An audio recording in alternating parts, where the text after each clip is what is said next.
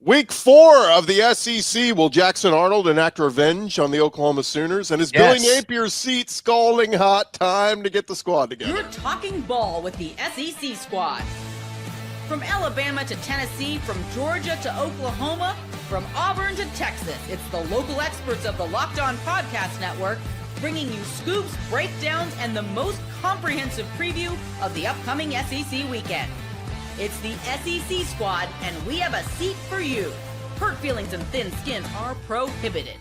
Squad up, you're part of the SEC squad.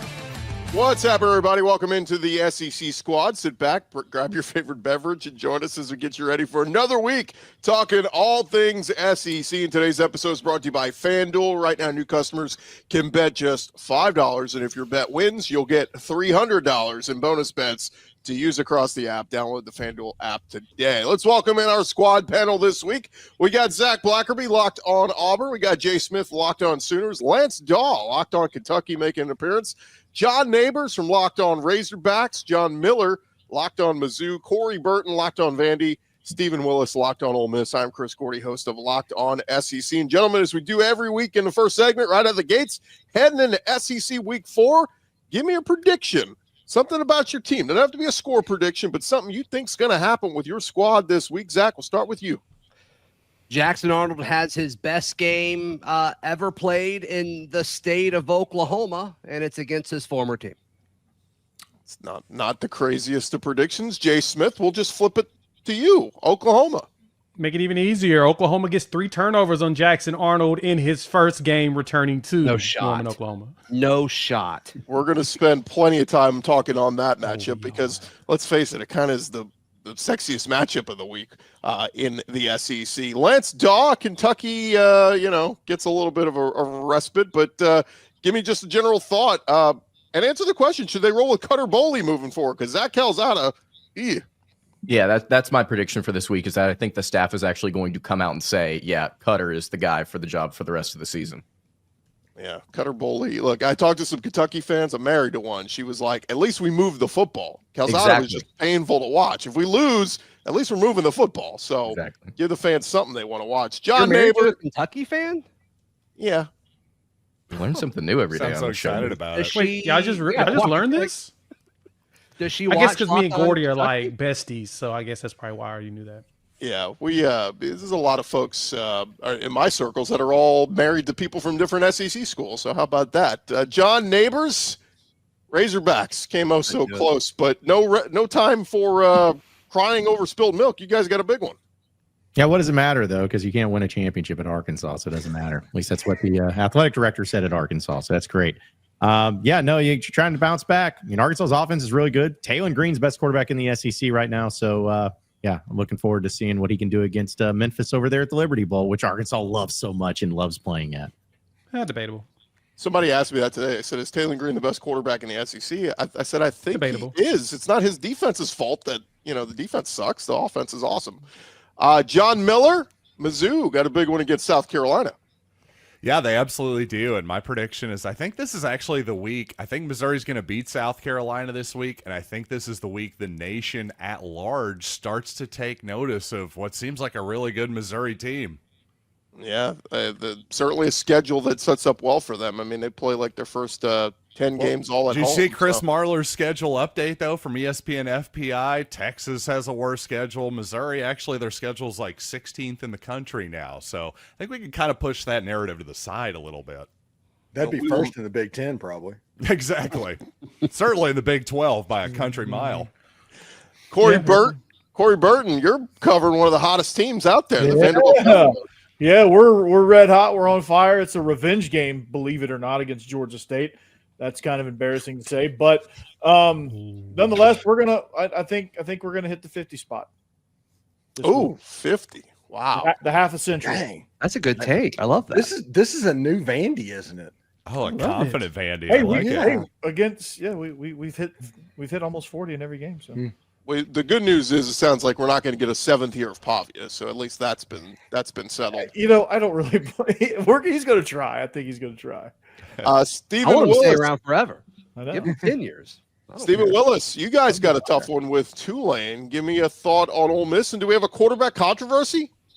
Maybe. I think Tulane is going to join Arkansas and Trinidad this offseason, as Trinidad Chambliss is going to put another 300 spot up on the board. Man, that will certainly be a storyline if they go with Chambliss again this week. What do you do for the LSU game next week? Do you keep rolling with the hot hand? Do you go back to the guy you brought to SEC Media Days and was the darling of the offseason at Ole Miss? The first two practices this week, he's been wearing a boot and hasn't been participating, so I expect Chambliss to be the guy that starts on Saturday. Did y'all hear that? It took 5 minutes and 20 seconds for Gordy to mention LSU. Did y'all hear that? Yeah.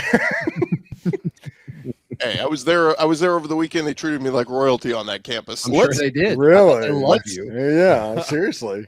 Let's get into Brian Kelly didn't yell at me though, so that was that. That's always good. Let's His get victory into lap it. after Sela is going to be fantastic. Let's get into it, guys. Good predictions on everybody. What you got, Zach? I don't think his rant was wrong. It wasn't. I don't know if he should have done it, but I think what he The actually tone might have been a said little wrong. was totally fine. Right.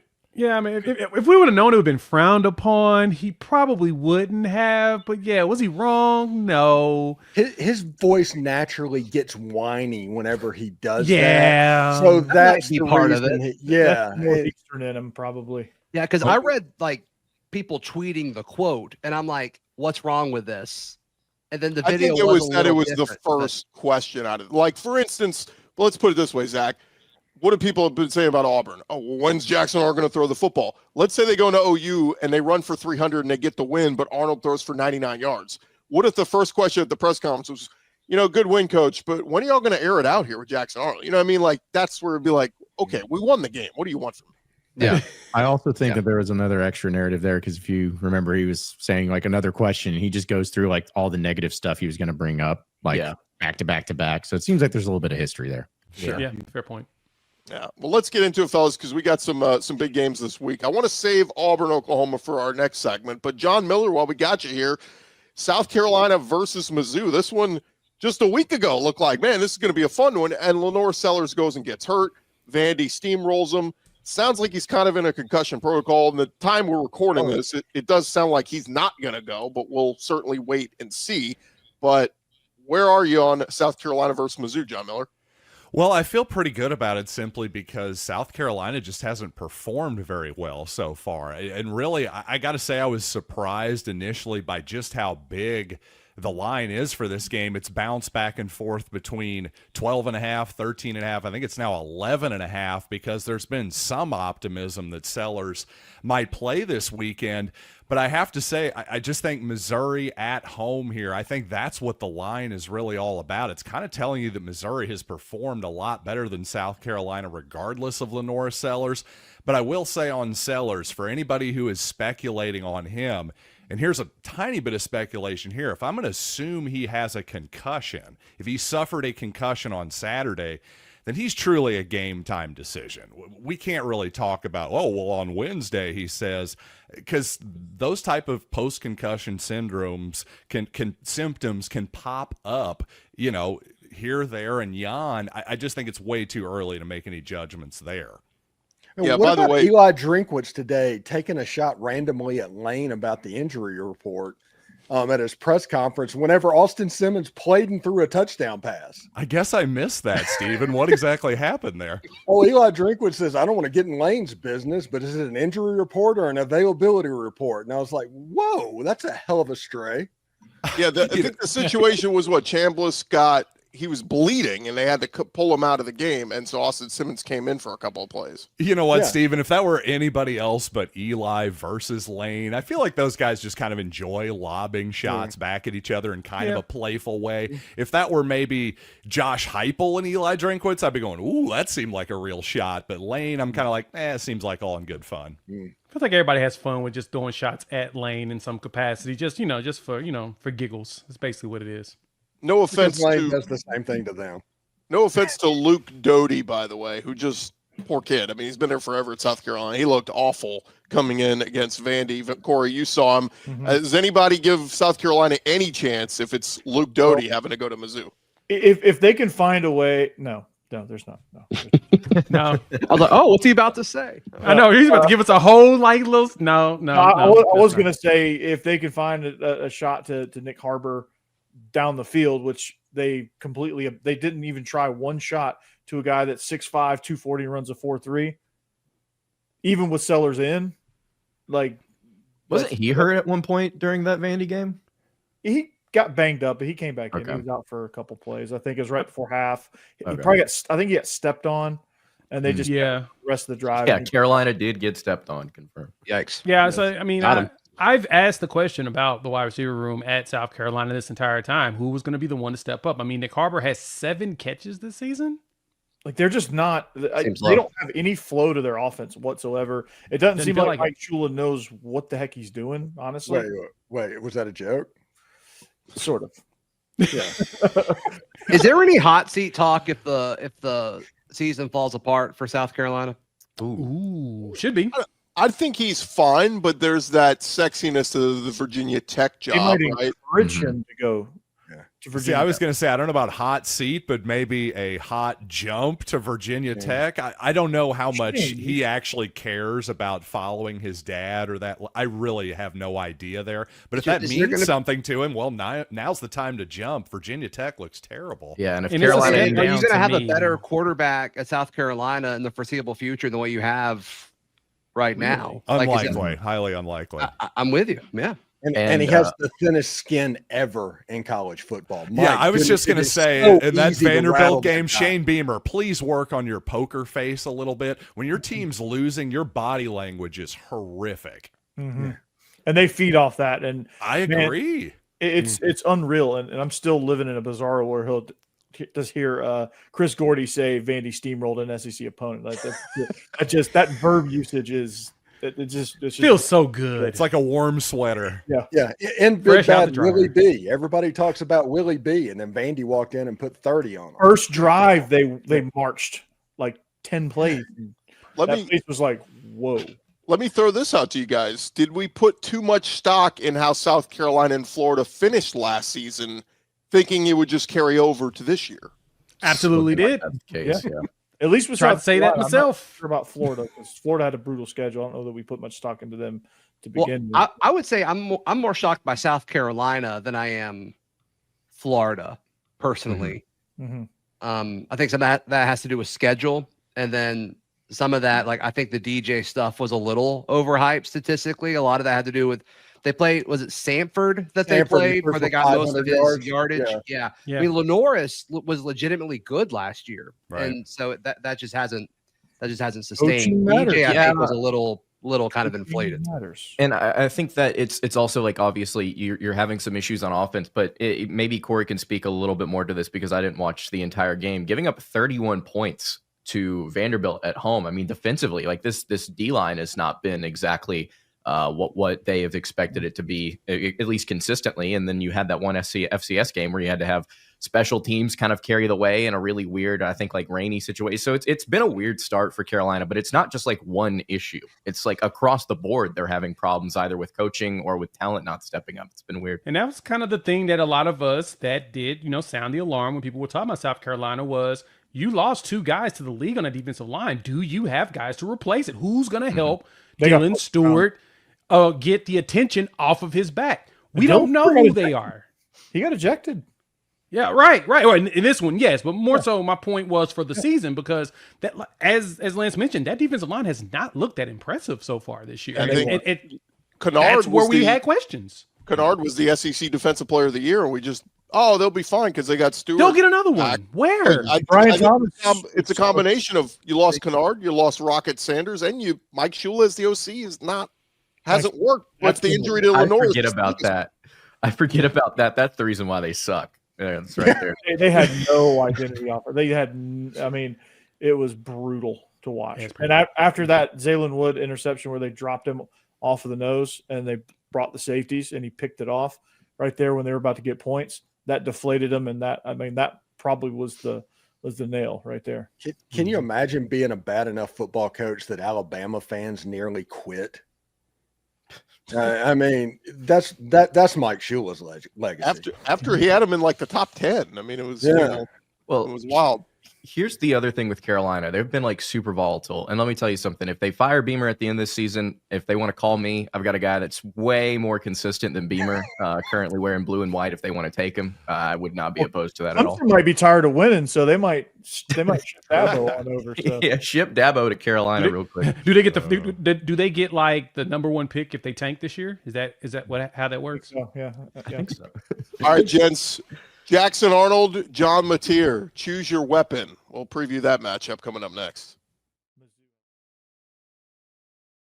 Back to the squad show in just a second, but first, it is almost the weekend. It is time to look back and crown this week's MVP on Who Delivered, powered by DoorDash. And just like you can win every Saturday with DoorDash Streaks, saving more every time you order, these players delivered when it mattered most. Let's jump into it. And for Mizzou, we're going with running back Ahmad Hardy, delivered in a big way. Hardy rushed for an eye-popping 250 yards and 3 touchdowns in Mizzou's win over ULL.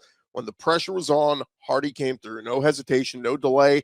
And if you've been watching him week after week, performance wasn't a fluke. He is just on a streak, 3 straight weeks of 100-yard rushing performances. And just like Ahmad Hardy delivered for Mizzou, DoorDash delivers your Saturdays. With DoorDash Streaks, you save every Saturday you order, stack it up all season, and you can save up to $250, including $100 in DoorDash credits. Order this Saturday. Keep the streak alive. Fuel your game day only with DoorDash. Terms apply. Promo period through 11/18.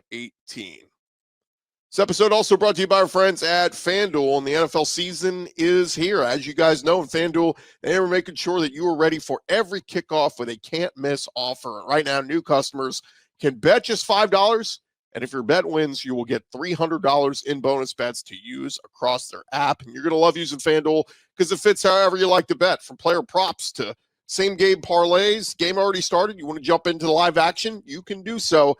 It makes every game more exciting, whether you're watching your team or, look, you're just playing your fantasy football lineups and you want to make some more games more interesting. It is quick, easy, and the best way for you to add a little bit more energy to your Saturday. So if you're ready to play, if you've never signed up before, download the FanDuel app now and visit FanDuel.com. That's where you go to get started, get signed up. That is FanDuel.com.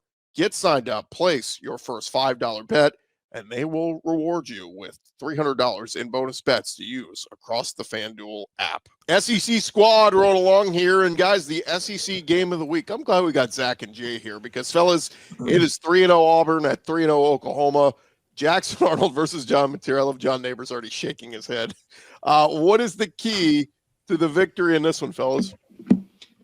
Well, whichever team scores more points is going to win. No, This guy.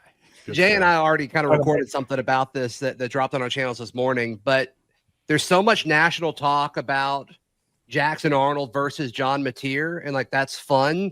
But what's going to decide this game, I think, is in the trenches. And I think it's this Oklahoma defensive line that, I mean, I think it's been surprising, but they've been elite by every stretch of the imagination, going up against an Auburn offensive line who's done a great job of creating running lanes for Auburn rushers. To me, I think that is the matchup that will decide this football game.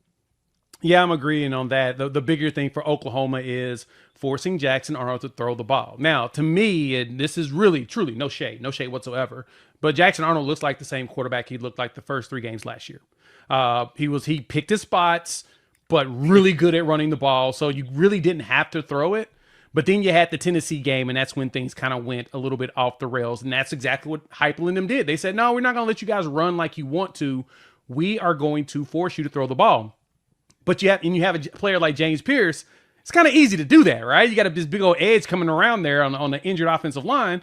He's going to make things very hard for you. Now, granted, the Oklahoma defense did what they were supposed to do to hopefully win the game, but, unfortunately, our quarterback would give it back literally the next play after we would record a fumble. So, for us, it's going to be a similar scenario as Michigan, as well as Tennessee is. We're just going to have to force those passes, make him have to go deep. Auburn has great receivers, but the question is, will Jackson Arnold underthrow them, or will he be able to actually overthrow them in this game, especially when pressure's in his face? Yeah, and there hasn't been a defense yet that has chosen to stop the run with guys in the box. There've been guys playing back, which is weird. That's not how I would defend Auburn, I don't think that's how Oklahoma is going to defend them. And so to me, it's like, yeah, Auburn can run the ball. Jackson can run the ball. Damari and Jeremiah Cobb, like those guys can tote the rock. If I'm playing Auburn, I'm like, you got to beat me through the air. That hasn't happened yet. I think it does happen on Saturday. We'll see if Jackson can do it or not. Yeah, the thing that was interesting about the Baylor game is the talk leading into it was Dave Aranda saying, we got to stop the run. We got to stop the run. We're going to try and stop the run. And then they came out in that too high shell and essentially dared Auburn the entire game. They never came out of it. They shouldn't have. Yeah, and they never came out of the entire game. And so Auburn just gouged him on the ground. So what does Oklahoma do both, I think, schematically, and then can their personnel kind of carry the way there? Because who knows? Maybe Oklahoma does want to run some too high shell stuff, but can their personnel kind of stop Auburn a little bit better at the point of attack than maybe Baylor can? And does that open up a lot of things for what Brent Venables and that defense wants to do? I think it's going to be a little bit more of a chess match than we currently expect. I'm really excited to see how Auburn chooses to operate, and then what Oklahoma does, where they pick their spots, because Auburn, on paper has one of the best receiver rooms in the country. Can they get them the ball, and if so, how? Yeah, to me, the blueprint really is going back and watching the Oklahoma-Alabama game. That right there is exactly what they're most likely going to do. You have a quarterback who can throw, got a receiver who, 17 years old. I don't know if y'all knew that, but, Ryan Williams. Wait, he was 17? He's 18 now, right? He was 17 at that time. He was 17 at that time in that game, and he was out there putting up, doing crazy windmill catches and flips mid-air to catch him, in the back of the end zone. But that's basically what Oklahoma did. Is a massive dude in Jalen Milroe. We're not going to let him run all over us, and so we just made it difficult for him to do the things he wanted to do. My expectations, Oklahoma's going to go with that exact same format. Tennessee, the same. As much as we talk about Nico and everything, they were a power run team last year. That was Dylan Sampson's team. They hand him the ball and he goes.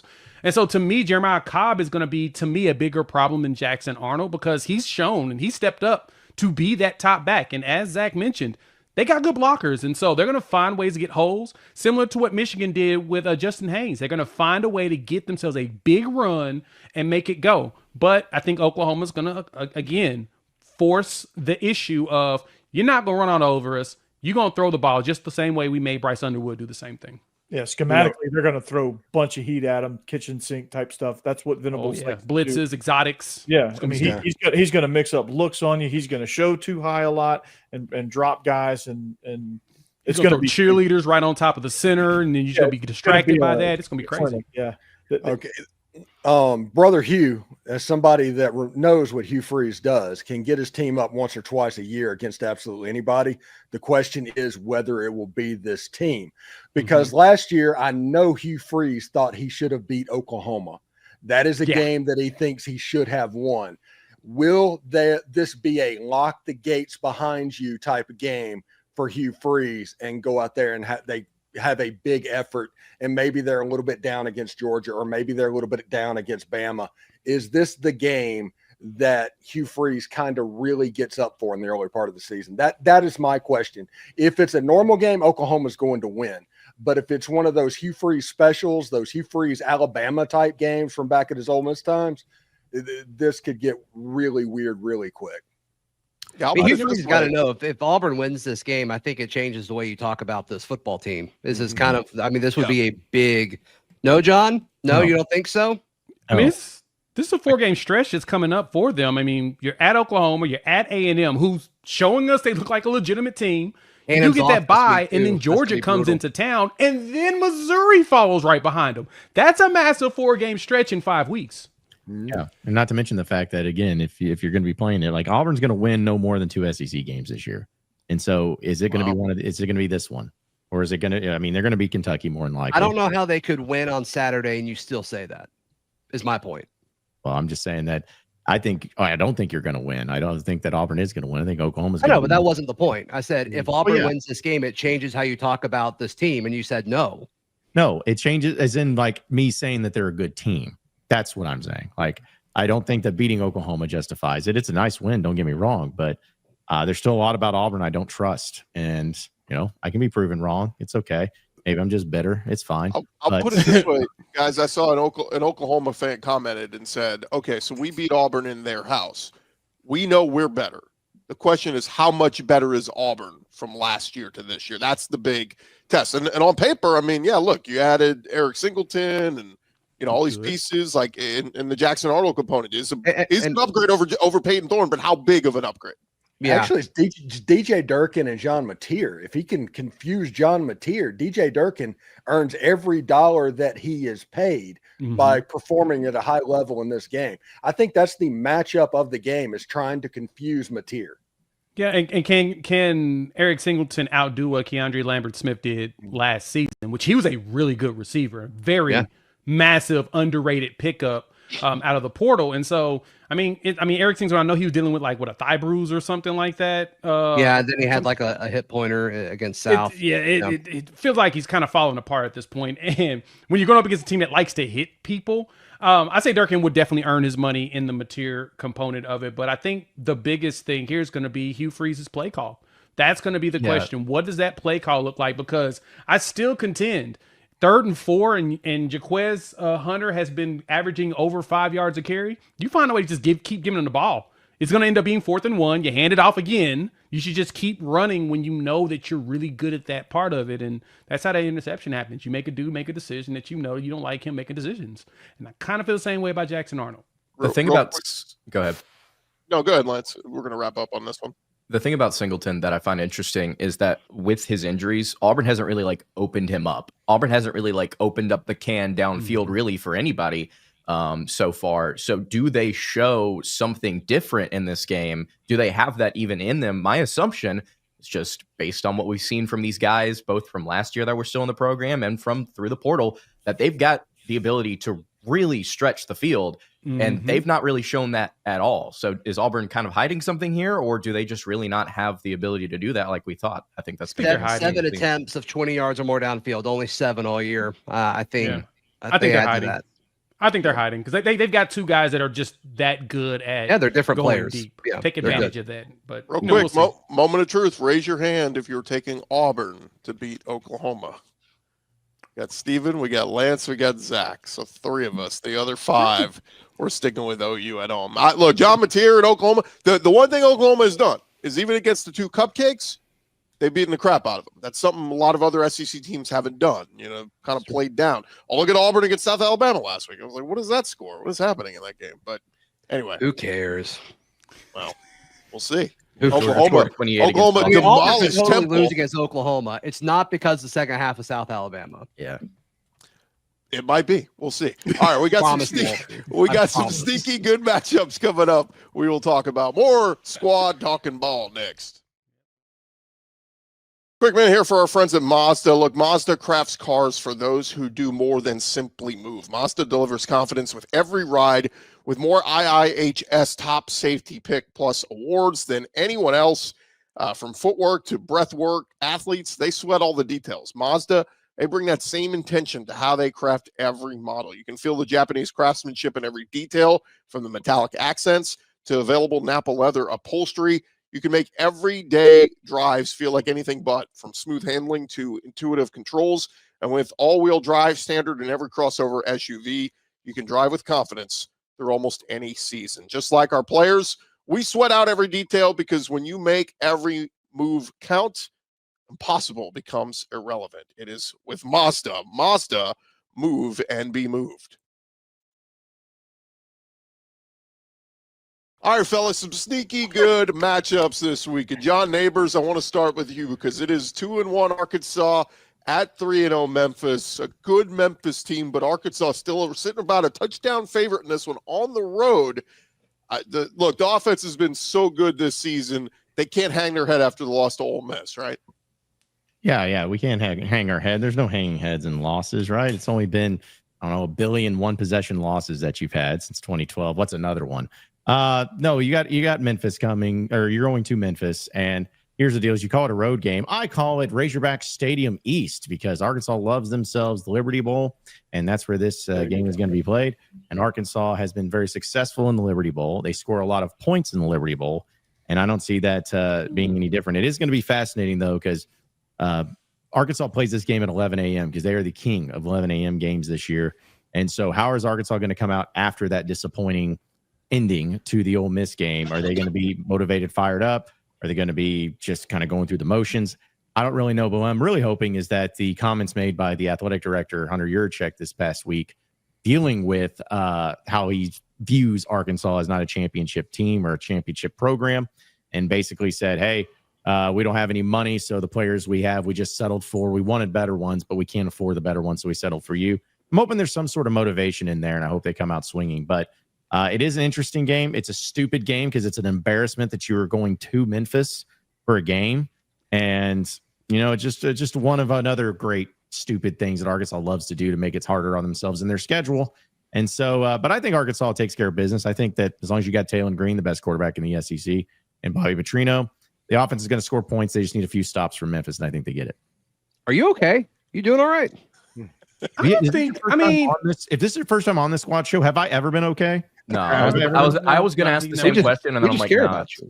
John was on Feinbaum, so that could certainly do something to your attitude, talking with Paul. But no, look, I think this is kind of big for the SEC perspective too, guys, because the SEC is largely dominated in the non-conference, not Georgia, Florida, USF notwithstanding. Like, I'm kind of rooting for Arkansas. We need them to go beat Memphis. I got to say, I'm leaning toward. Question, though, when was this Memphis game put together? Like, when was this home and home thing kind of set? Do you know? Just a few years ago, because it's one of those stupid 2-for-1 things where it's like, oh, we'll go to your place, but you got to come to ours twice. And again, it's dumb because you're already going to Little Rock. You play that game this year, and now you're playing in Memphis. It's I could spend all day, but you're basically doing a Bermuda Triangle of Little Rock to Oxford to Memphis all in the 3-week span, and it's stupid. Arkansas played their first game in Fayetteville, and they're having to wait another month to play another game in Fayetteville. Yeah, that's just zero excuse for it. I understand. I asked that specifically because Oklahoma traveled up to Philadelphia last week to go play against Temple, and everybody was laughing like, why are you playing Temple in Philadelphia? Well, we kind of scheduled it when Matt Rule was the head coach, and they were winning like 10 games back-to-back years. Didn't Mizzou go to UMass last year? Yeah. We did. Yeah. We're bringing them back this year to Columbia. Yeah, I can't say much. We a lot of weird scheduling here. Year, so, but here's my thing. At least that's like Ole Miss is unique city. Like, I mean, it's like, when are you going to go and play in Philadelphia or go to Amherst or wherever you were in UMass? Like, Memphis is literally where Arkansas was. It's always at a year ago. The Liberty Bowl. I've got the most embarrassing one. When Ole Miss had Eli, they went to Jonesboro. At Arkansas State. Yes. Wow. Yeah. Even more than Georgia State last year? Yeah. So I will say this about this ball game. I think Atlanta. the 7.5 point spread, at least on paper, you look at the projections, Arkansas and Memphis are closer than that, in my opinion. Now, maybe I lean more towards what Neighbors is saying. I think Arkansas pulls the game out. That line seems a little high, but I will say if Arkansas just rolls here, I'm going to start buying in more to this Arkansas hype.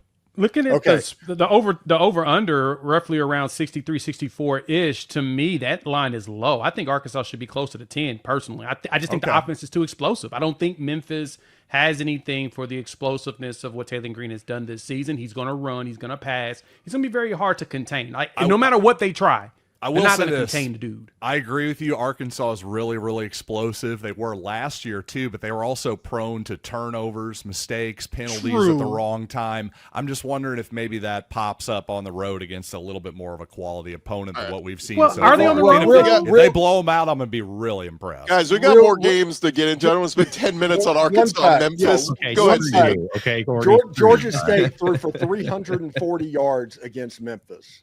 They threw for 60 yards against Ole Miss. Okay. Well, this is a secondary where Talon Green, we just saw what Talon Green can do against the Ole Miss secondary. This Arkansas offense is going to roll. If they just wanted to shoot a shootout, they're going to score as much as they want to score. Yeah, they can name the number. If they play clean, don't give the ball away, and play clean with penalties, they're going to blow them out, I think. My favorite internet rumor earlier this week is Ryan Silverfield, the Memphis coach, is positioning himself to replace Billy Napier, and that's where I want to go next. 1 and 2 Florida. I'm sure Brandon Olson is super excited about that. At 3-0 Miami, and I just want to bring this around to Carson Beck is playing well over there at Miami, former Georgia quarterback. But guys, how hot is Billy Napier's seat? I mean, does he get fired after this one, or would it take 1 or 2 more losses? Okay, someone try and convince me that this is not going to be a bloodbath. Someone try and convince me that this is not going to be a blowout. No. Zero reason to convince. Now, the thing is I can probably convince you because I think Florida's defense is legit. If you throw 5 interceptions and only give up 1 touchdown on offense, you're a legitimate defense. That to me, I can't argue against that. And LSU has a good enough offense to be able to score. They couldn't. They needed to pick 6 in order to get to 20 points. That's bananas to me. I could not believe that. When I was like, wait, how do you throw 5 picks and you only lose by 10? So I think that's the saving grace for Billy Napier in this job, is that his defense is really, really good, even though he's not a defensive guy. I think A&M is where the seat starts to really turn up to about 250, 275, where he's starting to roast. But that Mississippi State game, if they lose that, he's gone. Yeah. I feel like Miami's offense is significantly better than LSU's, at least in its current state. So my assumption is that even if Florida has a really good defense, they're still going to get. I think that Miami can at least run the ball more effectively than LSU can. And what about the other side? What if LSU's defense is that good that Florida's offense goes off against Miami's defense? Yeah, I also think Miami's just better on defense too. Like I think that the Canes are really good. I don't know. Yeah, they destroyed South Florida, so I think they are that good. Yeah. Any chance you guys think Napier survives the season? No. I hope so. We all would like him to, but I don't think he does. I mean, if think DJ Lagway stops throwing 5 interceptions a game, he's got a shot. I don't know. I feel like we've maybe gone a little bit too far on the DJ Lagway hate after 1 week here. I get it. He's got a long way to go. And he was terrible in that game. I completely understand. I'm just saying, is he going to be that terrible the rest of the season or in this ball game? I think maybe it's gone a little too far. Isn't that how he's Florida, been Florida's last going to season beat too? Texas, by the way. Florida's going to beat Texas. Dude, that will I be. actually think they will. That It's would going to be be like the outstanding. battle of bad quarterback. Well, play. if that It's gonna be happens, I don't hilarious. think Napier's going anywhere. Yeah, I hope you're right, John. I hope you're right. I think we all hope I'm right on that one. So we Just all a rooting for Florida now against Texas? Is that what I'm getting? Absolutely. Exactly. A few more to throw. I know out you there. are, Jay. It's already Oh, already no, going. yeah. You 0-3 don't count. Sam Houston is at 2-1 Texas, and then Texas gets a bye, and then it's on the road to Florida. How concerned should we be about Arch Manning? Was the hype all for You naught? get booed by your home crowd who's been hyping you up for Heisman. Like, it's quite the tumble there. Look, we've been trying to tell people this for a while, and not even just throwing shade, just as being a rival, but the fact that he couldn't beat out Quinn Ewers for the job, and Quinn Ewers gets drafted 7th round, and everyone keeps telling me that Arch Manning would have been #1 this past draft and the next draft. That tells me everything I need to know about it. He wasn't ready, and he's showing us that he truly is not. That Georgia game to me was literally when my light bulb popped. I was like, oh, this dude is shooketh. He's not going to be able to handle this. They for real had that dude in a blender. And it's like, yeah, so we expect this to be any different this coming season. And we kind of, I mean, the Ohio State game was, but you could see the throws. The throws just look so scared. It's kind of crazy to be Pulling honest. back. The way and Sark is using him is a sailing little. or skipping. They have the tools around them where I feel like they could make things easier for him than they currently are. He which looked is more surprising because- comfortable throwing in those games last year in the spot starts than he does now as the full-time starter. Well, So because he's all a full-time mental. quarterback. It's the mental thing, right? Mental, Like, for yeah. example, and like I said, I mean, no shade here at all, but I mean, Jackson Arnold looked amazing in spot his freshman year. He did. He looked great against BYU. He looked fantastic against Arkansas State. He was dominant in that Arizona bowl game, and then, you know, for some reason, things turned off. And Texas, I want him opened to as a beat y'all 41 so bad this week. He's going to have some actual It's not receivers. happening, For- Zach. I love you, man. Yeah. Texas is a 41-point favorite in their game this weekend. They're not 41 points better than Air at this point. They really Steve, aren't. Steven, that's let's end it with you. 3-0 Tulane heading to 3-0 Ole Miss. I think the national people aren't talking enough about this one. It's one of those situations to where Ole Miss turned the ball over in the first quarter in the first 2 games, and that kind of put them behind the 8 ball. But they've been pretty good other than that. Against Arkansas, they played an unbelievably clean game. It's the best game that Lane Kiffin has coached because one mistake and Arkansas wins that game, and there wasn't a mistake. There wasn't a go for it on your own 35. There wasn't a go for it on the other team's 35. It was take the points. Every possession ends with a kick and win the game. If that continues, it's just Tulane's got good players. I don't think they have good enough players to necessarily horses. threaten what's going on. I think Ole Miss should win this game by a couple of touchdowns if they play clean. The difference is John Summerall has a very well-coached team to where if you play down, you throw interceptions, you do stuff like that, they will beat you. They are that good. It would not surprise me after this if Tulane ends up 11-1 and goes in the G5 bid for the playoff. But I do not think they're going to walk in Vaught-Hemingway Stadium and win the game. Is John Summerall in the SEC next year? Yes. Kentucky. Lance? I'd like for him to be at Kentucky. I would have liked for him to be at Kentucky a season ago. Although at this point, man, with what Alex Golish is doing at South Florida, I mean, I understand Summerall's ties, but if you can get Golish, I don't see why you wouldn't get him. You go for Golish. Maybe John I think Neighbors, Summerall's team's he's at strong enough. Arkansas? I feel like this game is going to be Lashley. like Alabama versus South Florida a couple years ago. I think it's going to be a challenge for Ole Miss in this one just because they've got to play a very clean ball game, and we haven't seen that yet. But I don't think that Tulane pulls an upset, but I do think they keep it closer than people are comfortable with. I just They can't were wait to close. see Trinidad go for Heisman numbers again. Or you know what? No, he's probably going to suck. And then it's going to piss me off all over again. And it's going to be like, oh, okay. So his Heisman game was Arkansas. You know, he wanted to do that. But We got to get Arkansas. Where's the Steven- neighbors, man? Steven, We got to wasn't get it some close wins. last year, like going in the fourth quarter or something? It was 2 years ago, when Ole Miss went to the Peach Bowl and played Penn State. It was a field goal at the end where Ole Miss went up by 6 points, and then they had a scoop score. They ended up winning by 13. But it was a close game, and Tulane played that game with a backup quarterback. A lot of people forget that. But Tulane basically figured out how to stop Ole Miss's offense at that point with Jackson Dart by doing the engage 8 thing on offense, just sink back deep, and if they throw the ball deep, get turnovers and rush the quarterback and stop the run. Arkansas tried to do that, and he hit the checkdowns. It's backs out of the backfield, and that's something that's a little bit new, and believe it or not, is something as stupid as that has Ole Miss fans feeling pretty excited right now. All right, Kyle gents. Horton was Simple cooking. things, Steve. Simple things. We will leave it there. Real quick show of hands. Does everybody think Ole Miss beats Tulane? I might ride with Tulane. I'm thinking about it. Everybody think Vandy takes care of Georgia Southern? State. Finally, revenge game. I Everybody love thinks it. Miami beats Georgia Florida, State. hands them their third loss. Yeah. Miami. Yeah. State Miami. Yeah. Oh, John Neighbors, you think Florida pulls it off? I just feel like Billy Napier is going to have some random win. And I think that might be it. It ain't that one. It's Texas. That's the I think it's gonna be Well, tough. that'll be a Miami. random win. Florida This probably is just for favored now. Gordy's comments. This will be Cristobal's random win. There you go.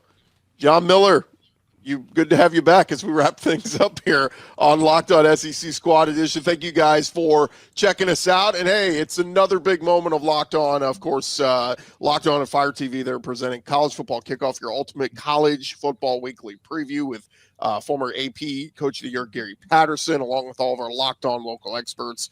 A college football preview only Locked On can do. Catch College Football Kickoff every Thursday throughout the season, only on Fire TV. For Zach, Jay, Lance, John, Corey, and Steven, I'm Chris. We'll talk to you guys next week on the SEC Squad. Corey's cousin cooked Boomer Clemson. sooner. Yep.